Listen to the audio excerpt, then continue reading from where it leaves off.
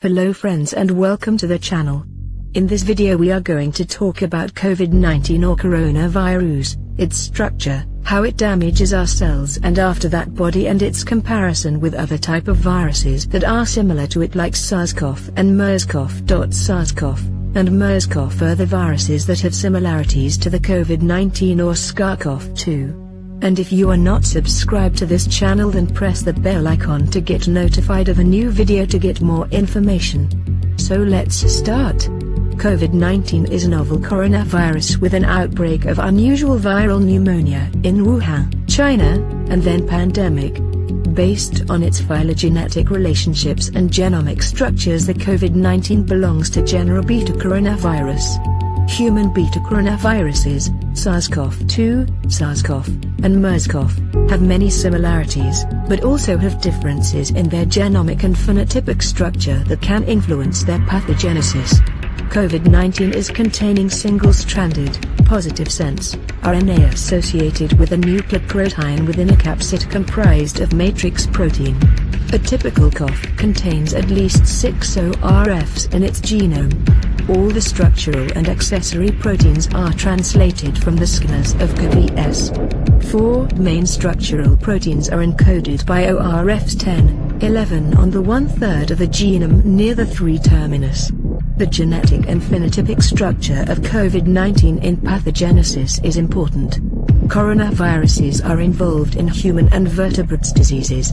Coronaviruses are members of the subfamily Coronavirinae in the family Coronaviridae and the order Nidovirales. The recent emergence of a novel coronavirus with an outbreak of unusual viral pneumonia in Wuhan, China, and then pandemic outbreak is 2019 nCoV or COVID-19.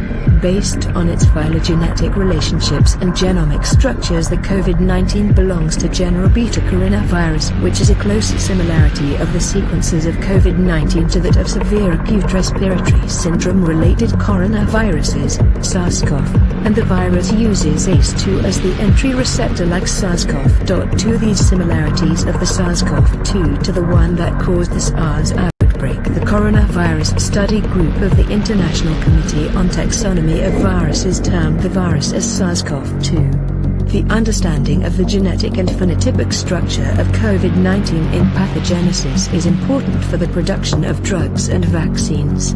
So, in this video, we provide the newest genetic and phenotype features of COVID-19 to investigate the role of these two factors in the pathogenesis and comparing it with its families.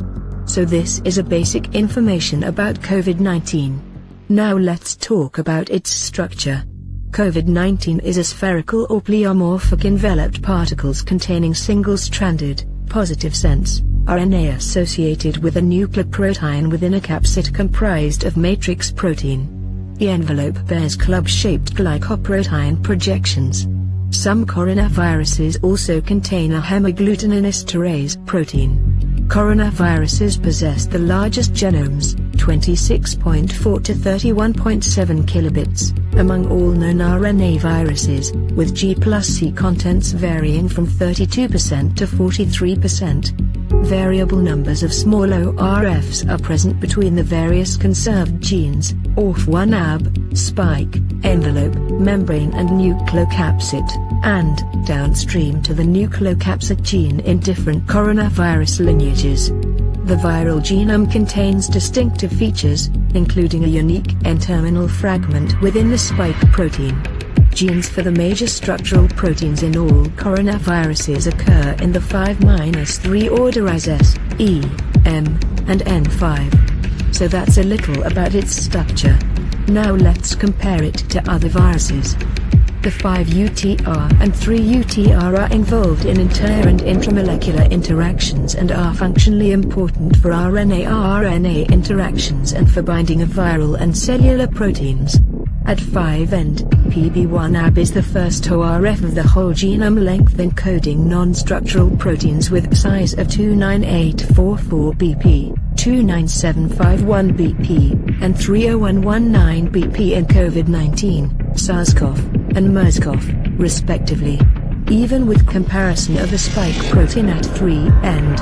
Among the coronaviruses, specifically these 3 beta coronaviruses, the difference was visualized: 1273R, 21493R, and 1270R in COVID-19, SARS-CoV, and MERS-CoV, respectively. Genetically, COVID-19 was less similar to SARS-CoV, about 79%, and MERS-CoV, about 50%. The arrangement of nucleocapsid protein, N, envelope protein E, and membrane protein, M, among beta coronaviruses are different. So now let's talk about its replication in human body or in any other being. SARS-CoV-2, COVID-19, binds to ACE2, the angiotensin-converting enzyme 2, by its spike and allows COVID-19 to enter and infect cells. In order for the virus to complete entry into the cell following this initial process, the spike protein has to be primed by an enzyme called a protease. Similar to SARS-CoV, SARS-CoV-2, COVID-19, uses a protease called TMPRSS2 to complete this process. 10,11 In order to attach virus receptor, spike protein, to its cellular ligand, ACE2, activation by TMPRSS2 as a protease is needed. The attachment protein spike of the new coronavirus COVID-19 and SARS-CoV use the same cellular attachment factor, ACE2, and the cellular protease TMPRSS2 for their activation. Existing, clinically approved drugs directed against TMPRSS2 inhibit SARS-CoV-2 infection of lung cells. After the virus enters the host cell and uncoats, the genome is transcribed and then translated.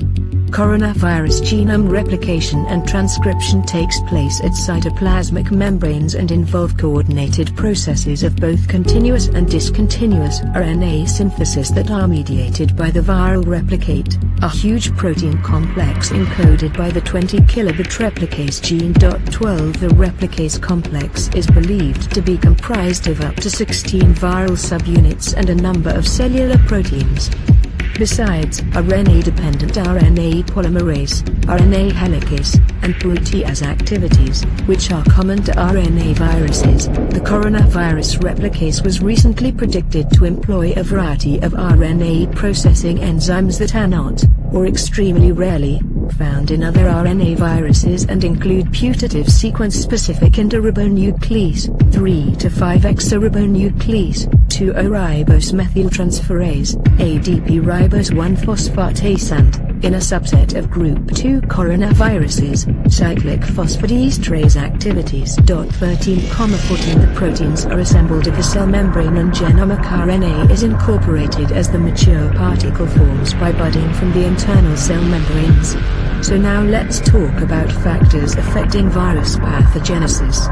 Comorbidities are cardiovascular and cerebrovascular disease as well as diabetes.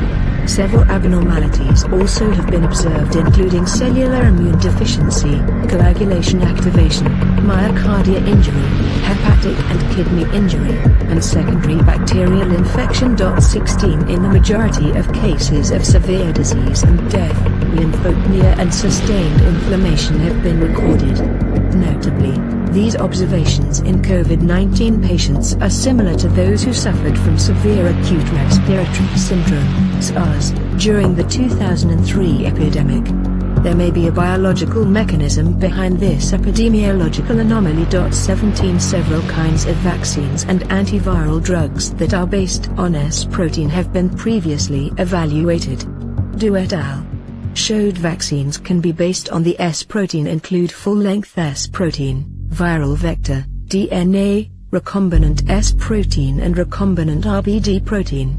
Considering that, in the in vitro study, antiviral therapies are designed based on S protein include RBD ACE2 blockers, S cleavage inhibitors, fusion core blockers, neutralizing antibodies, protease inhibitors, S protein inhibitors, and small interfering RNA S.